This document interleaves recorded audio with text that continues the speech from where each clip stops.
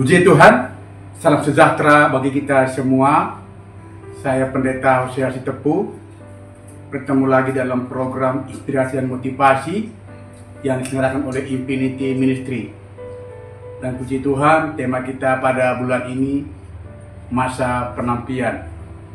Dan jemaat yang dikasihi oleh Tuhan, saudara-saudaraku, mari kita buka kitab kita dalam Daniel pasal 12 ayat yang ke-10. Daniel pasal 12 ayat yang 10, demikian kebenaran firman Tuhan. Banyak orang yang akan disucikan dan dimurnikan dan diuji, tetapi orang-orang fasik akan berlaku fasik.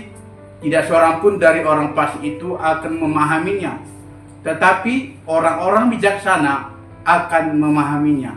Puji Tuhan, saudaraku, dimanapun kita berada, di akhir zaman ini tentu begitu banyak tantangan. Tetapi sebagai orang percaya, ingat, kita mengerti namanya apa itu masa penantian atau waktu penantian.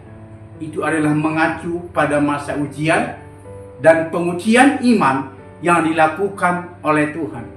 Masa ini bertujuan untuk memisahkan orang benar dari yang tidak benar, dan berbuah dan yang tidak berbuah.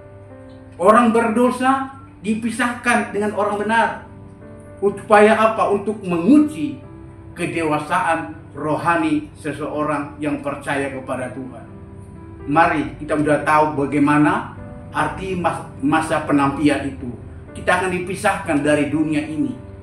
Tetapi kalaupun terjadi masa penantian bagi orang-orang percaya, apa yang harus kita lakukan sebagai orang percaya? Apakah kita takut? Apa kita khawatir? Jangan perlu takut. Kita lihat kebenaran firman Allah.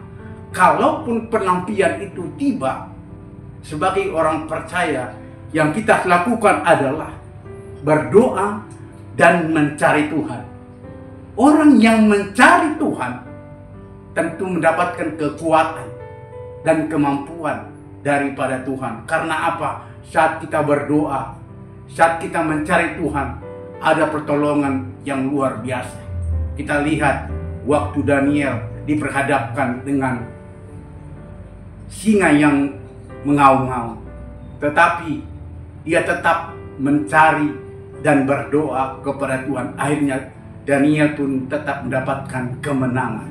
Dan yang kedua, perlu kita ketahui sebagai orang percaya, kalaupun masa penantian itu akan tiba, sebagai orang percaya ingat, tetaplah andalkan Tuhan.